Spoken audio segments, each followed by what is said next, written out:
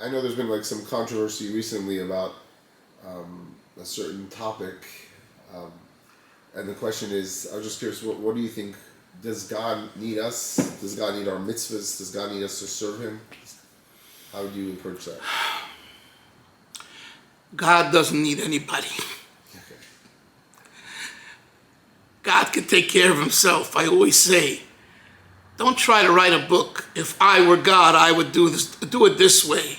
Because you don't want to be God. You don't want to have that responsibility. And guess what? He's doing just fine. But I was just saying, you were just saying He needs a dwelling place or something. Yeah, well, Okay. right. Now give me a moment. When we say He needs a dwelling place, we mean to say He chooses. God chooses, and to want a place because He wants us, human beings and Jews, to bring happiness through transforming negativity to positivity. He chooses that. He doesn't need it. So He doesn't need a dwelling place? No. He chooses a dwelling place. Why does He choose a dwelling place? Because there are different reasons brought in the Kabbalah, in the mystical writings. But the bottom line is because the idea of taking something that is negative, that is opposite to godliness, that opposes godliness, and transform that, that's the greatest pleasure God has and one has when you take a situation where it's really awful. And more than awful, it's disastrous. And it's really antithetical to godliness. And you transform that, that's the greatest high, where you take the black hole and you make it into light. But you're saying that's not necessary to Him, you're saying? No, because I don't want to go into philosophical discussion right now, unless you want me to, yep. But as soon as you say God needs something, it's a contradiction to God. How so? Because God is not only infinite, God is transcendent. Transcendent means there are no definitions, including the definition of needs. So there aren't not only is the definition of wants not something that is godly, but even a need is already a definition. In other words, let me say it this way: not only is the physical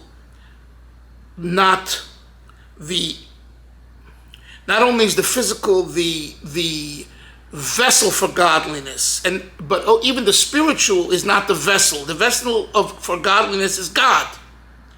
When He chooses to be in the physical, it's in the physical. When He chooses to be in the spiritual, meaning to say what we're looking for is transcendence. The essence of God is just go along with what He decides He wants. So he can decide He wants of you to pray now for 4 hours. That's what He wants of you right now.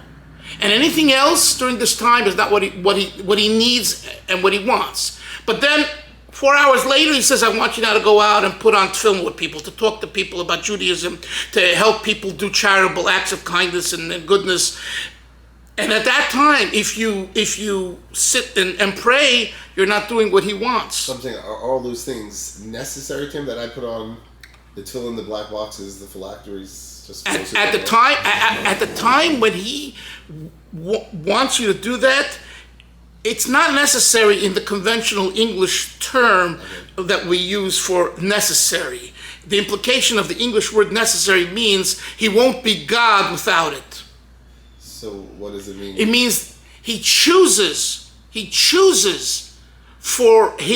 puts Himself into that issue at the time. So it's not essential, meaning, like, again, it's not essential if the word essential means if you're defining essential as being essence stripped of limitations and definitions.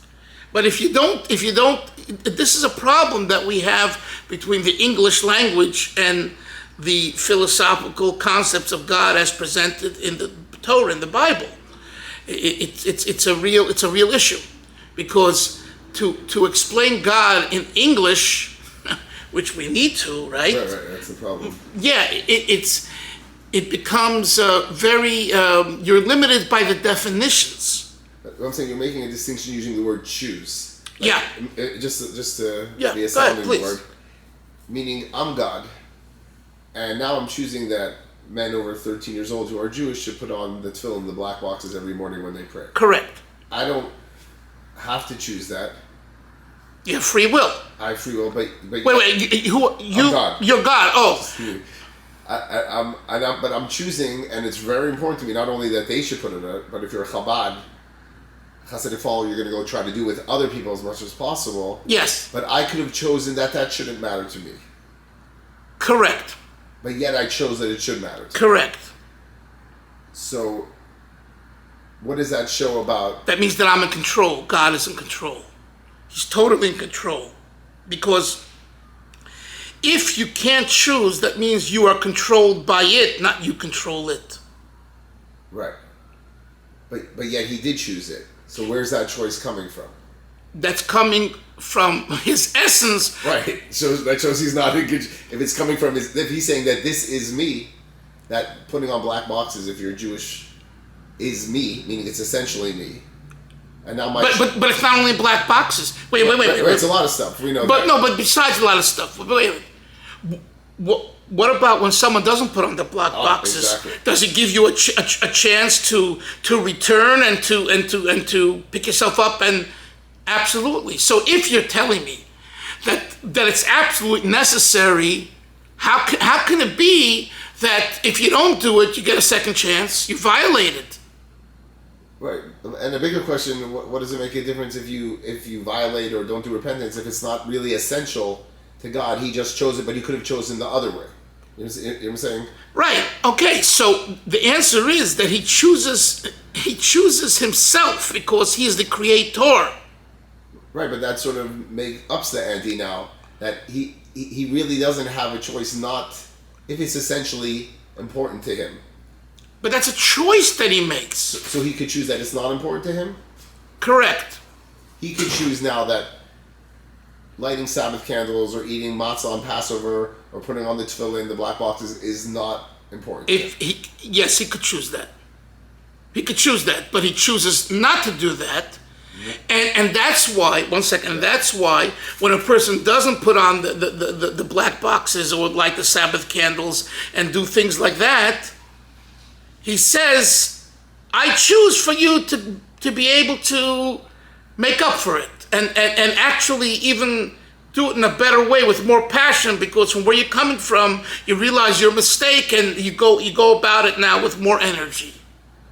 So what does that tell you? That tells you that you're tapping into a place in God that's beyond any definition. So that's why I say, if you mean the black boxes and the Sabbath candles and things like that as a definition, he transcends definitions. He's even higher than the mitzvahs. Yeah. Meaning there's a place in him that they don't matter at all. Right. Okay. This is a midrash. The midrash actually says, it's brought in Chassidus, your question, what's the difference to God whether you slaughter an animal from the front to the back? You know what I'm saying? And what's the answer? The midrash says to refine us. So the way the Rebbe once explained it in a very important discourse, the Rebbe says what God wants is the dealing with the hardship and dealing with the hardship.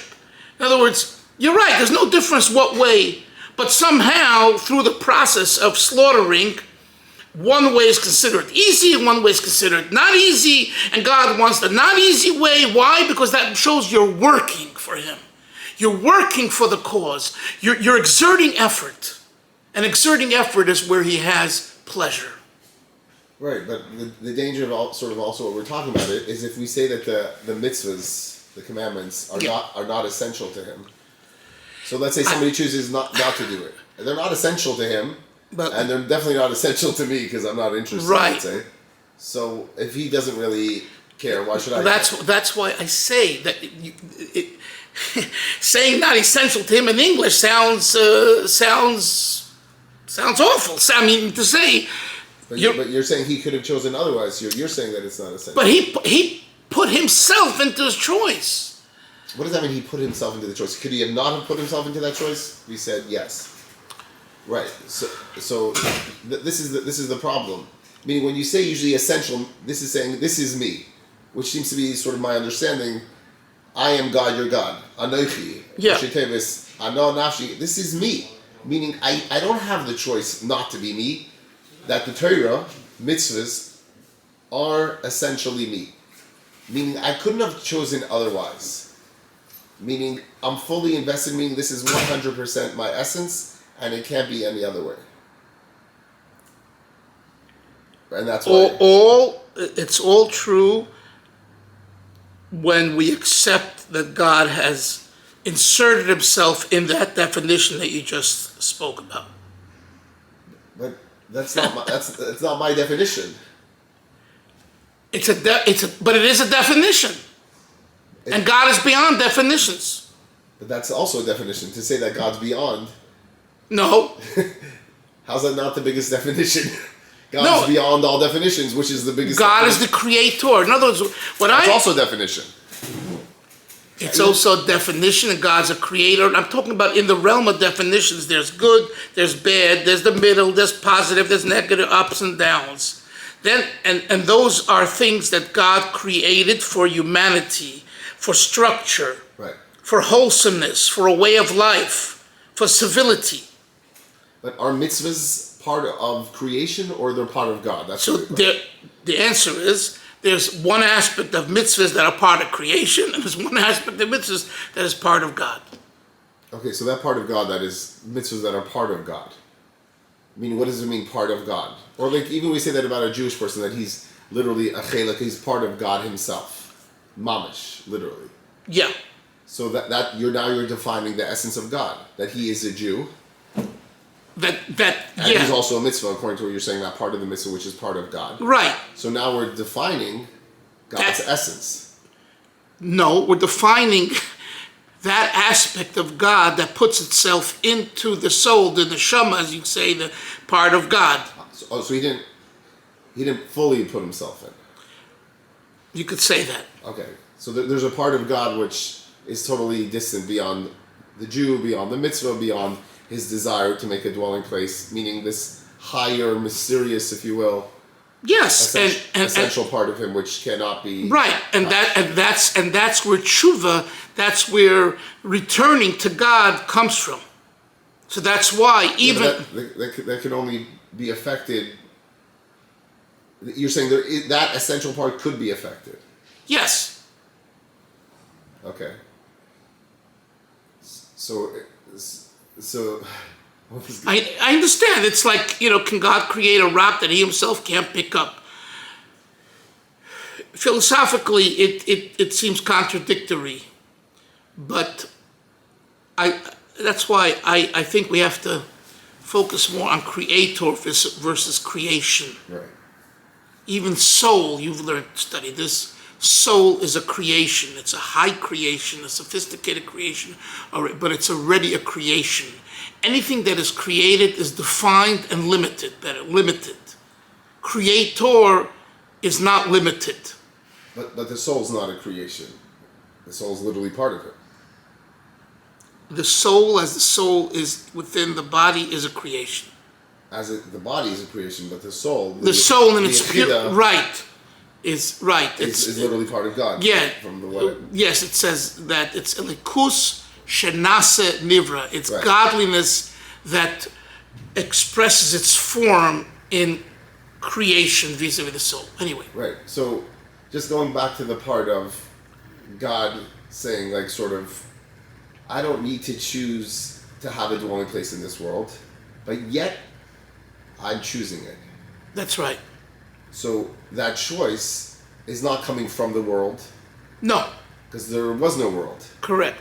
So the only place that it could be coming from, if I understand this principle in Hasidic philosophy, is that it's coming from God himself. Correct.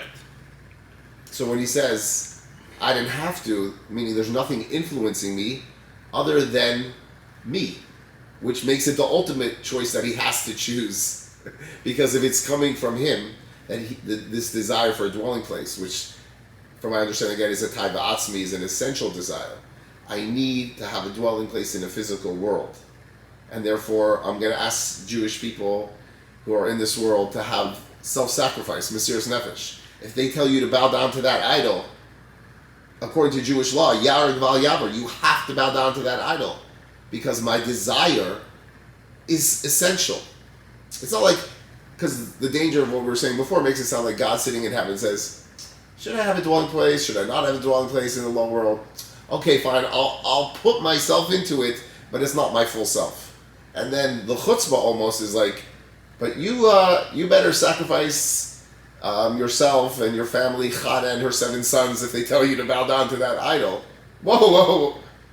It's not essential to you?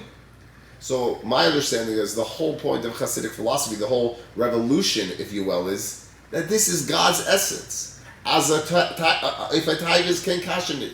Meaning, you can't ask God himself why he chose it, because it's not coming from his seichel, it's coming from his essence, which means he absolutely had to choose it. Like Rabbi Yoel says in the Bechiras Noivas, it flows from his essence, because, meaning, when a human being chooses, should I have chocolate or vanilla? That's not essentially you. You have options. Yeah, no, you're triggered by the item. You're triggered by the item. God's saying, I'm not triggered by the world or by the item. This is coming from me. Which makes it the ultimate lack of freedom of choice as we understand it. Because this is me. Right. So the way to define it now is free choice. It means you're free from having to make a choice. Right. I don't have to sit there and think, should I choose it or not? In the human experience, you can dilly-dally and say chocolate or vanilla because it's not essential. Right. In God's experience, this dwelling place has to happen. And I'm relying on each and every single person, like you said before, not only Jews, but non-Jews. They have their own ways. The 7 Ohad laws is this has to happen essentially, and it has to happen as fast as possible. Like God is saying, I'm dependent on you, because if you're the ones making the dwelling place in the lower world has to make it, not me forcing it upon. Right, not imposing it. Right, so could God have chosen differently? That mitzvahs don't matter, or the souls don't? Of course not. It's God himself. Meaning this is me, and that's why, from my understanding, and sorry to go on a little tangent here, that's why Shavuos, which is coming up, is such an amazing holiday, and we stay up the whole night. Because God comes out and says, Anochi, I am God, your God. This, Anochi, mi, shanochi. Anochi, nutrich, I'm giving you myself. Ano nafshik self. Vis-a-vis the commandments. The taiva and the Torah and the mitzvahs and Jews and not, you're all infinitely necessary to make this dwelling place in this world. But if we think maybe for a second that it's not essential to God, or he could have chosen differently, like he says about the Jewish people, ulachlifam ba'umachers ifshi. Right, yefshar. Yefshar, whatever. It's impossible because we're so, like someone to say, oh, he's not my son. You can say that, but you're the father, and they're your child. Right. You're my God. We're so essentially connected. A yid nishtar vil. There's nothing you can do about it. Nishtar ken. Right. It's not even possible. Right. And where do we get that from? Because God says it to us to disassociate from you. So without Chabad Chassidus, people think that here's a good lifestyle. It's called Judaism, like any other self-help, and you'll have a good family life. You'll be meaningful. You'll get reward. You'll get punished if you don't do it. God wanted to do you a favor. Teva hatoiv lehetiv chesed olam. The Chabad philosophy said, this is not about me. We talk about bittul. Nullific. God, whatever I can do to serve you, because this is essentially important to you. I'm here to serve, not be served. Right. Which is basically the problem with every religion. Every religion basically says, you want reward, you want salvation, you don't want to have eternal damnation, you want the pot of gold at the end of the rainbow, follow this lifestyle. And in a certain sense, Judaism has been corrupted and polluted, the same thing.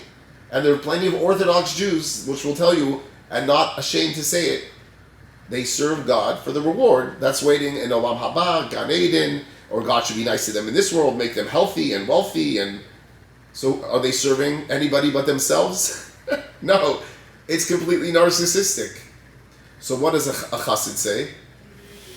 Mi li vashamayim. Ich will nicht dein Gan Eden. I don't want your garden. I just want you. I'm here for you, whatever you need. Am I going to get reward? It's not about me. It's about you. Like any good husband, it's not about me. It's about you. Like any good father, it's not about me. Right. So, but if we don't know that it's essential to God Himself, that it's optional, chas v'sholom, then it's optional to me. If it's optional to Him, it should be optional to me. Right, right. Well said. Is there anything incorrect about what I said? No. So you have rabbis who say, to say that God needs us, like we showed that clip, the very fact that I'm here, I didn't ask to be born, so who needed me here? So my parents. And who needed them? My grandparents. And if you go all the way back to the Garden of Eden, Adam appears at 20 years old. So who needed Adam here? By very definition, God. Absolutely.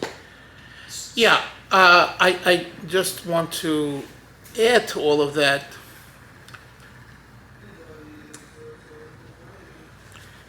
It's,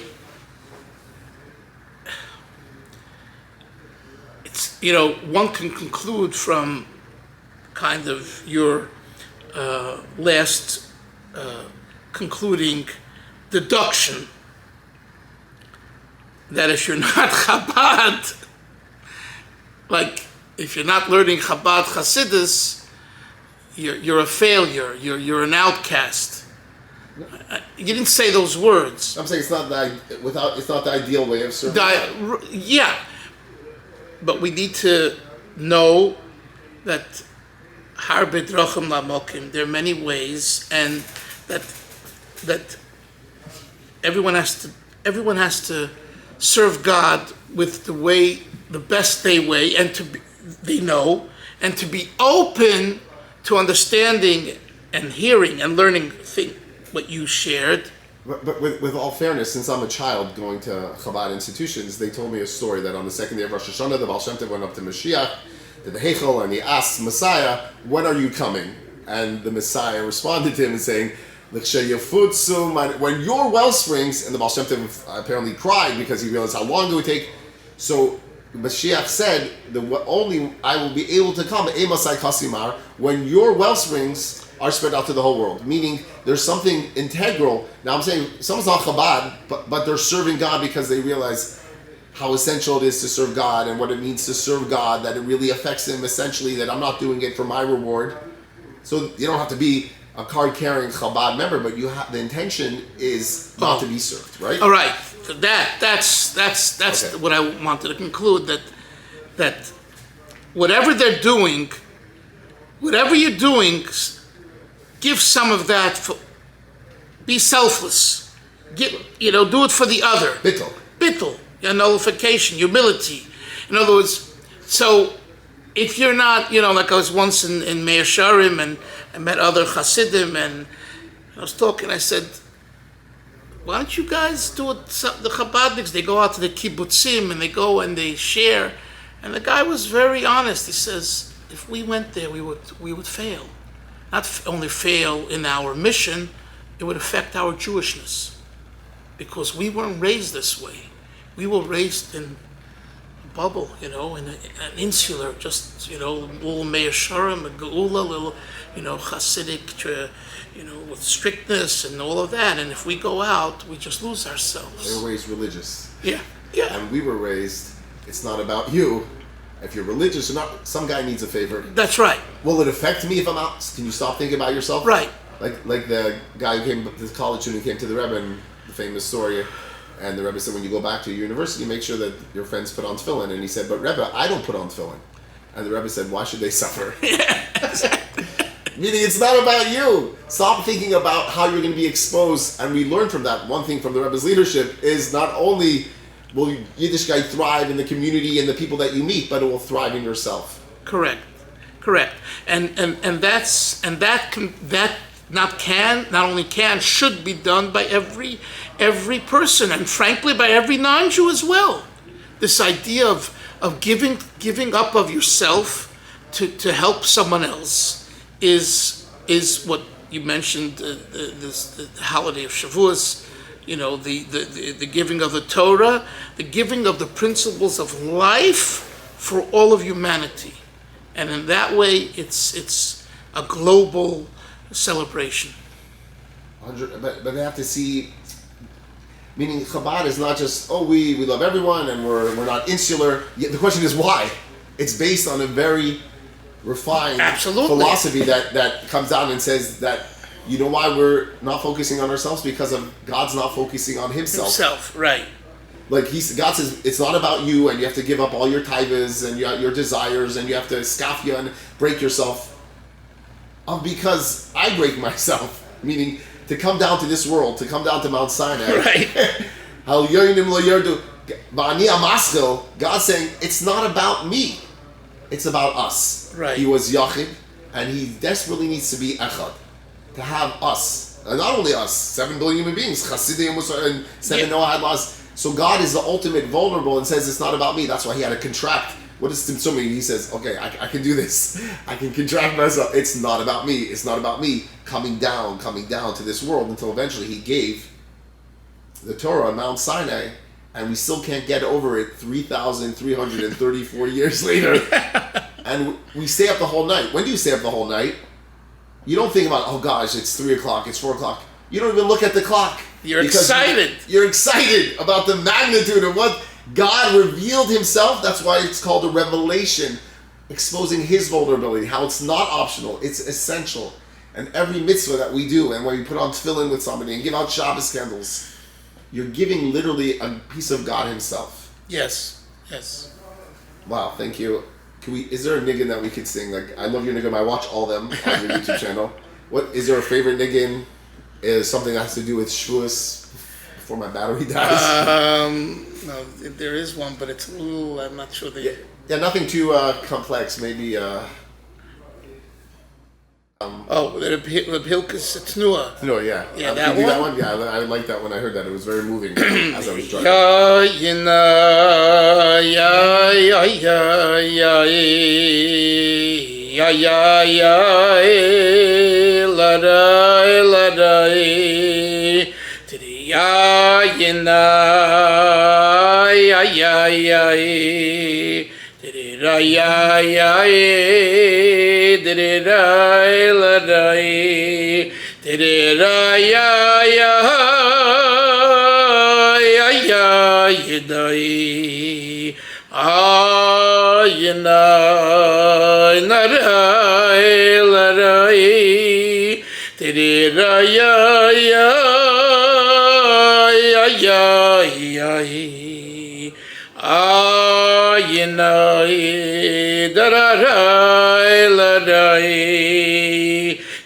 Again. Oh, yinai na na na na tiri ra ya ya tiri ra la dai tiri ro yinai na yo ayidai tiri ya ya ya tiri ra la dai tiri ra ya ya ya yidai ayinai nararai laroi tiri ra ya ya ya yidai ayinai nararai larai. That's why it's called a tnua. It's a movement. It's not like an entire niggin. But in this kind of one stanza movement, it expresses, like the realization, like And that's why you call it, oh, that is like when you start realizing what's going on here, that it's about God, not about ourselves, then the voice and the sound is very therapeutic, it's very uplifting, although it comes through that is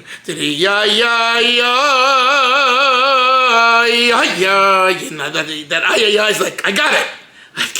Essence, absolute. Yeah, I got it. And once I get it, the rest is just a small change.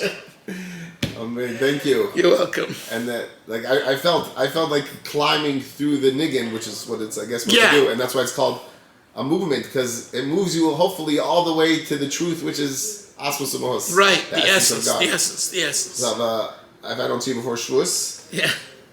You said you should be kabel the Torah b'simcha u'b'pnimis. And I guess that's everything we just spoke about. Yeah, well, simchas. Once you realize how essential everything is to him, that makes you joy. Yeah, and you're not thinking about yourself. Exactly. I heard a Rabbi Deitch in Jerusalem speaking to a large group of Hasidim, and they were seekers. They were, and he says, if I get up in the morning and I think about myself and my family and my kids and this and that, I get sometimes very sad. We all have issues. I don't care how long or not long your beard is, Everyone has issues. But when I don't think about myself and I think about the other, I get happy. And maybe if we're a reflection of God, we're made in His image, maybe He says the same thing every morning. Absolutely. Okay. Thank you so much. You're welcome.